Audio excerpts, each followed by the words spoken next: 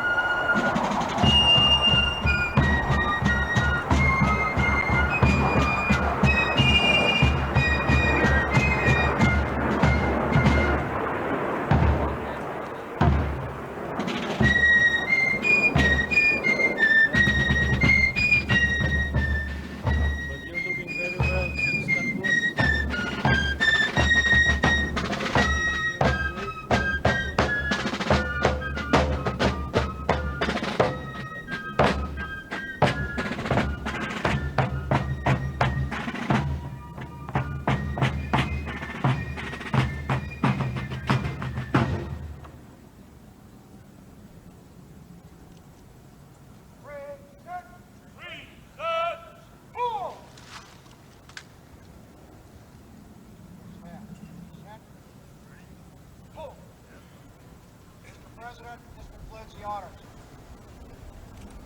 Stand. Order. Order. Right. Order. Cool.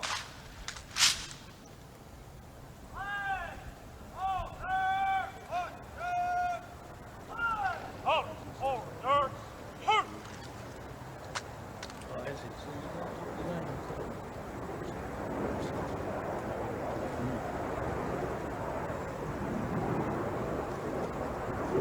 Up. Right. Up. Ceremonial. And peace. Up. Remain there. Hit.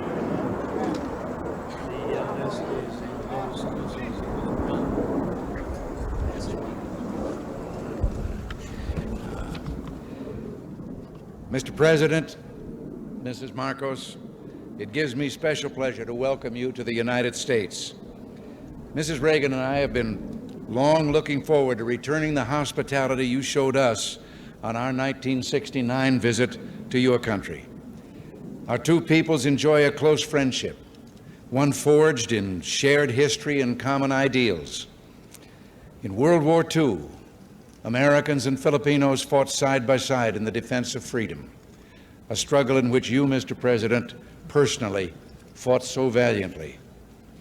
The values for which we struggled, independence, liberty, democracy, justice, equality, are engraved in our constitutions and embodied in our people's aspirations. Today, our ties remain strong, benefiting each of us over the full range of our relations. Politically, we tend to view many world issues the same general way. Yours, Mr. President, is a respected voice for reason and moderation in international forums. The Philippines, with its ASEAN partners, has taken the lead in search for self-determination for the people of Kampuchea. In that vein, let me also pay tribute to you and Mrs. Marcos' personal leadership and commitment to the care of refugees in Southeast Asia. Under your direct sponsorship, the Philippines Refugee Processing Center has become a model of its kind in encouraging the development of self-sufficiency and the restoration of human dignity. The Philippines and you, Mr. President, play an important role in addressing the problems of economic development in the world. At Cancun, we made a new start toward a more effective and practical dialogue and improved cooperation among industrial and developing countries. Your leadership in that area, Mr. President, is vital and widely respected. Under your leadership at home, the Philippines can boast a record of solid economic growth over the past decade, attributable in significant part to its hospitable attitude toward free enterprise and private initiative. Your country's dedication to improving the standard of living of your people is an effort in which we've been delighted to participate through bilateral and multilateral economic assistance.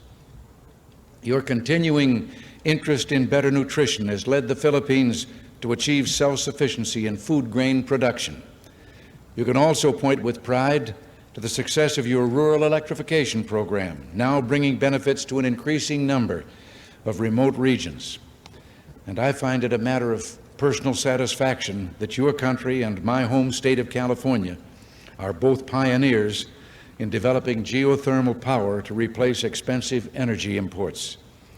The United States remains the Philippines' leading trading partner, and American firms are the largest foreign investors in your country, reflecting their confidence in your progress and prospects for economic growth. We have welcomed the growing two-way trade between our nations and have been pleased that we've been able to keep our markets for the products of your growing manufacturing and industrial sector the most open of any country in the industrialized world. America considers itself especially fortunate to have nearly 1 million persons of Filipino heritage now residing in our country. They bring with them their energy and their talents, and they contribute enormously to the rich diversity of American society. Similarly, thousands of Americans, enchanted by the beauty of your nation and by its people, have chosen to live in the Philippines. Our security relationship is an essential element in maintaining peace in the region and is so recognized. This relationship, one of several we have in the Western Pacific, threatens no one, but contributes to the shield behind which the whole region can develop socially and economically. Mr. President, under your leadership, the Philippines stands as a recognized force for peace and security in Southeast Asia through its bilateral efforts and through its role in ASEAN, which is the focus of our regional policies in Southeast Asia. Mr. President and Mrs. Marcos, the United States deeply values its close friendship and alliance with the Philippines. We seek to use this visit to further strengthen our ties with your country. Nancy and I are personally delighted that you're here, and we say welcome to the United States, welcome to our national home.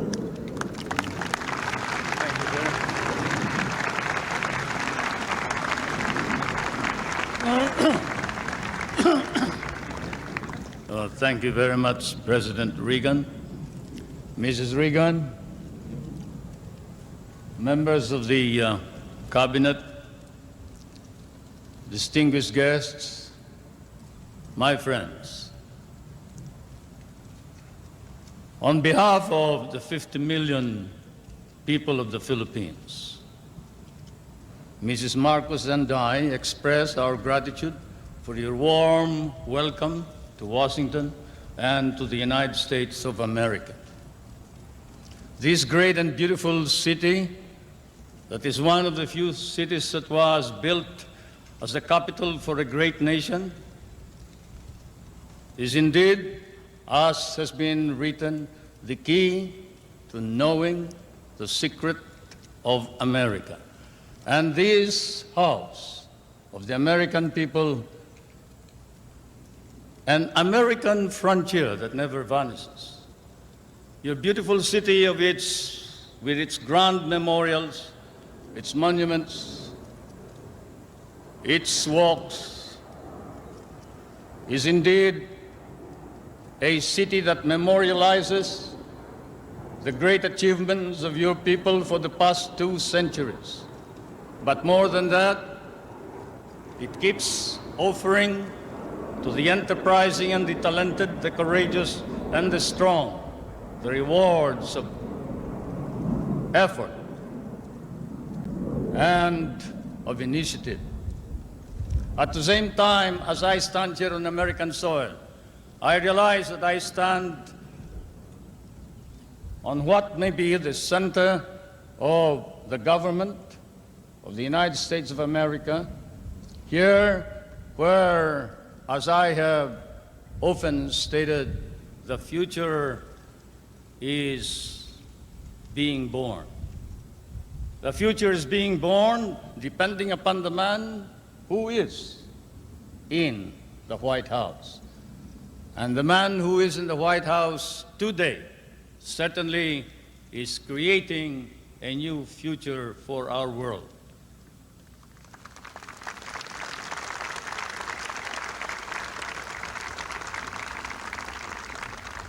For Mr. President, I come from that part of the world wherein the poorest of the world's population live. I come from that part of the world that cherishes an image of America with its ideals, its dreams, its illusions. I come from the Philippines, a part of Asia which has been molded along the principles of American democracy. We learned to love these ideals and principles, and we lost 1 million of our people fighting for them in the last war. We have always stood by these ideals. We shall continue to do so, whatever may be the cost, at the risk of our fortunes, our lives, but more important of all, our honor. We stand for the ideals of democracy that is our legacy from the United States of America.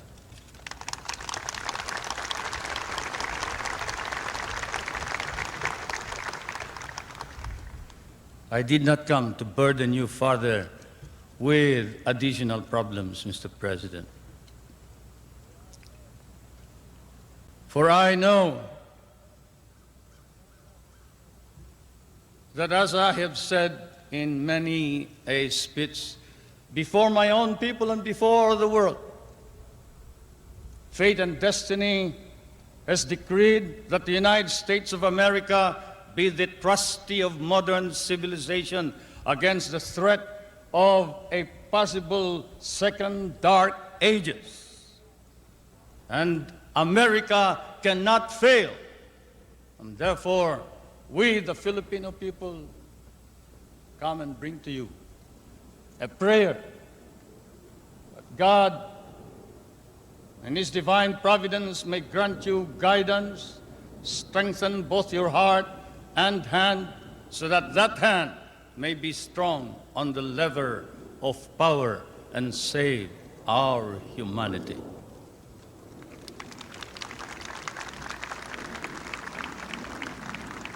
If America fails, then the world is lost.